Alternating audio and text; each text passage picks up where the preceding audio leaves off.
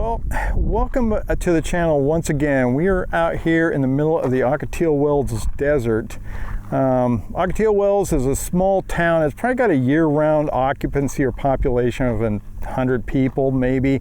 On the weekends and the holidays it goes off. This is the mecca for off-road vehicles for like a lot of people from Los Angeles and San Diego County, so the population probably goes from 100 to a couple thousands. So if you're thinking about coming out here and activating the vehicle park as part of a POTA activation, keep that in mind, because all this area, this open area right now, looks like just prime area to set up a antenna. It's good. Look at the tire treads. It's just going to be buggies and off-road vehicles whipping through here. So it gets kind of dicey. Plus in the summer, it's not uncommon for it to be 109, 114 degrees out here. It's the low desert. It's only 136 feet above sea level, so it's hot out here.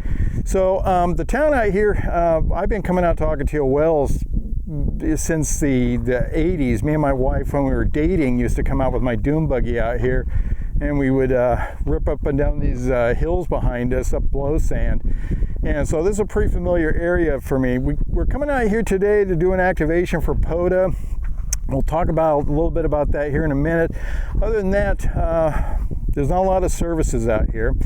There's cell service for your spotting, but there's no gasoline out here, so don't make that mistake. All right, gang, so let's talk a little bit about the activation. We're out here at K-3524, the Ocotillo Wells Vehicular State Park out here.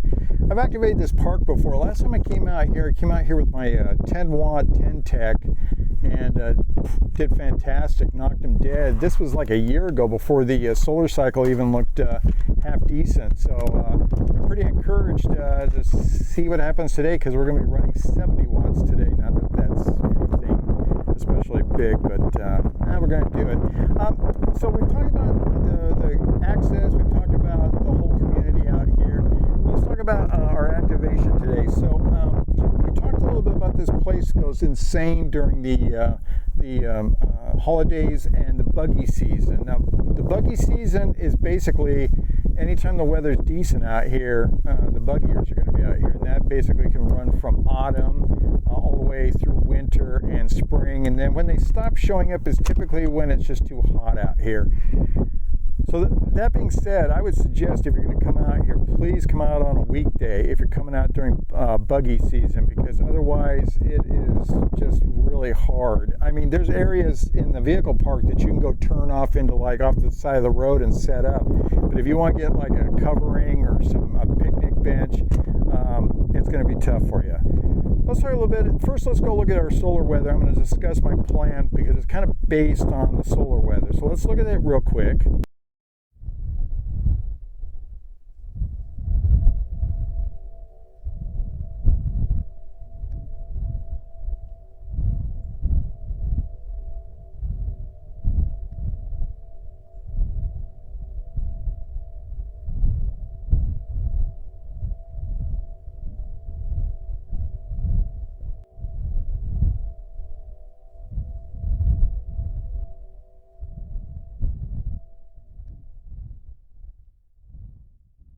Okay, so when I look at solar weather, I kind of pick out tidbits of things that I really kind of grab my attention. So today's solar weather, we have a flux of 126, a K of 2, which is down, and we have a of 6, is it's way down. Yesterday it was an A of 15 or something like that. The thing that grabbed my attention, yesterday I was looking at the solar weather. The maximum usable frequency was up to 32 megahertz, and when we left this morning, it was sitting at 27 megahertz, which is pretty impressive. So as many of you guys, if you've watched my channel, you know I'm a huge fan of soda beam antennas. And back, oh gosh, I don't know how long ago, it was a year ago, there's basically there's three, but there's two hopper antennas. I like the band hopper version, the link dipoles, and they have two versions of that, but actually three. We'll talk about the third. The one is what's called a mid hopper. The mid hopper is my go-to antenna. This is the one I use like all the time. It's basically 20, 30, and 40 meters in here, and that's what this antenna. Well, I bought this one. This is called their high hopper, and their high hopper is basically 15, 17, 20. I've never used it. I've never had a chance to use it because band conditions just weren't really that great. So that's the antenna of choice today. We're going to primarily stick to 15, 17, and 20 meters today and see what we can do with that antenna. I'm a huge fan, as I said. Soda beams are built well. They've got a built-in balun, a 1-to-1 balun in there, so you're not going to get any feed energy coming back at you. They're really good antennas. I'm going to set it up right here, and then we'll see how the band conditions spawn out today, see how we do. Again, last time I was here, I set up a 17 meter, basically a 17 meter, I believe it was a par end fed. And I was running 10 watts sideband and 71 contacts, one of which was Sweden or something like that. We'll see how we do today. So we're going to get this thing set up. We're going to do something a little bit different today. And what we're going to do a little bit different today, initially, oh, sorry to shake you like that. Initially, we're going to start out just listening to the airwaves. And what I'm hoping for is I'm hoping that we get kind of a pileup so you guys can kind of get a feel for the newer hams that are thinking about doing parks on the air. I don't think we're going to get a pileup today.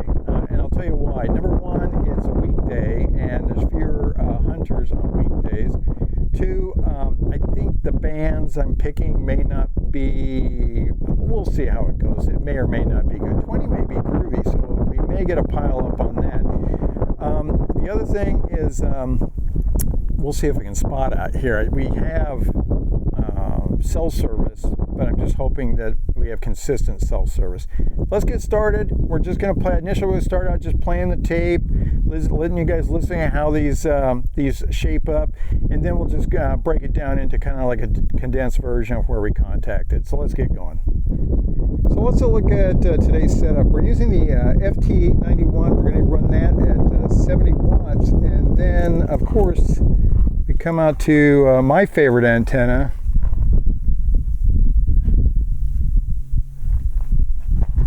The Soda Beams high hopper. We've got this up on a Soda Beams 7000 HDS mast, and we're all set up to go on 15 meters. So it's time to stop goofing off and let's get going.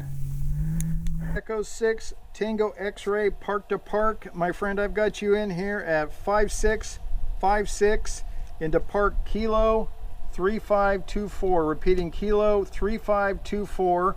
Ocotillo Wells State Park.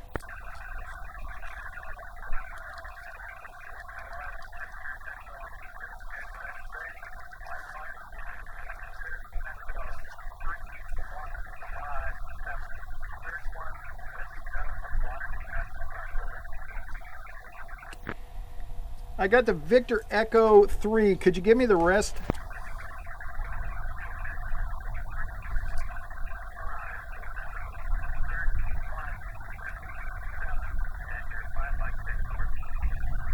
Thank you so much for the 5-6. I'm going to confirm with you Victor Echo 3157. 3157 QSL. 73, my friend, got you in the log. I appreciate the park to park. And QRZ for Kilo Golf 6 Lima India KG6LI activating Kilo 3524.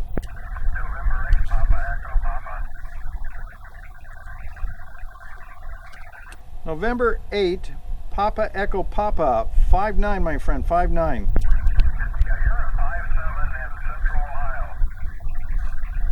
Outstanding, and you got a great name, by the way. Appreciate it for you being in there. Got you in the log. 7-3.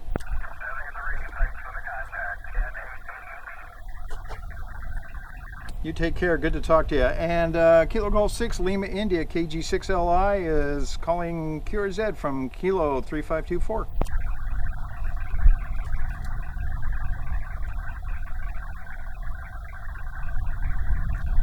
CQ 15 meters for parks on the air. Kilo Golf 6 Lima India KG6LI is calling CQ from Kilo 3524 and listening.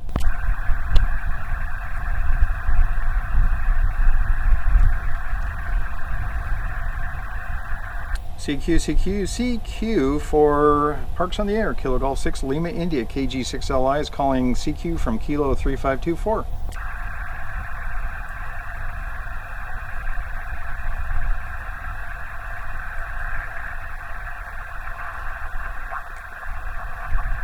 CQ for Parks on the Air, Kilo Golf 6 Lima India, KG6LI is calling CQ from Kilo 3524, Ocotillo Wells State Park.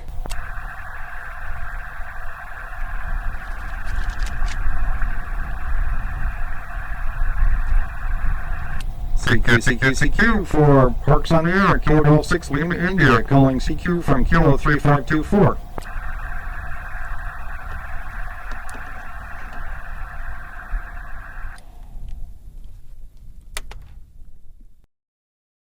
Okay, besides the dismal response I was getting during the video, actually on 15 meter voice we ended up with 11 contacts. On 15 meters CW, 27 contacts. And then we went off to 17 meter sideband where we gathered another 15 contacts. And ended up on 17 meters CW where we completed the activation with another 21 contacts. This map looks very different than the normal map. I'm normally a 20-40 meter activator, and for some reason that leaves me kind of a Texas southeast centric, and this was northeast centric, so I wouldn't place much into that. Who knows? But anyway, we ended up with a total of 74 contacts, so let's get back to the desert and wrap up the activation. So I suspected we did actually pretty good. The bands were in really decent shape. 15 meters, both voice and CW were great. 17 rolled in. The activation went way past my time allocation, so I hate it, but I'm bombing on 20 meters, and I hate to do that. I think that's horrible when people do that, but I'm running out of time. I planned on being out here for just 2 hours, and we're up against that, and I got to head west. So listen, again, the band hopper, the high hopper, turned out to be a real winner. Worked really great today. The DX for the day was Italy, but everybody's loud and clear. I got really good signal reviews on it, 5.8s, 5.9s. I don't know why, but I've always, from Southern California, I've always gotten into the South, like Texas, Alabama, Georgia, so much better than if I go up the other way. The W8s and up in the New York, I'm just not heard as well up there. And I don't know if it's, well, the antenna's oriented that direction, but I don't know. It's just distance or whatever. All right, so that does it for this activation here from Ocotillo Wells State Park. Again, if you want to come out here, it's a really great place to be. Don't do it when the dune buggies are out here, because A, they'll run over your antenna with a smile on their face, and B, you'll never hear the other contacts through their unmuffled VW engine. It's not even VWs anymore, it's Cadillac engines and all that. In my day it was VW engines, now it's like North Star engines and stuff like that. You guys take care. We'll see you on the next activation. Thanks for being there.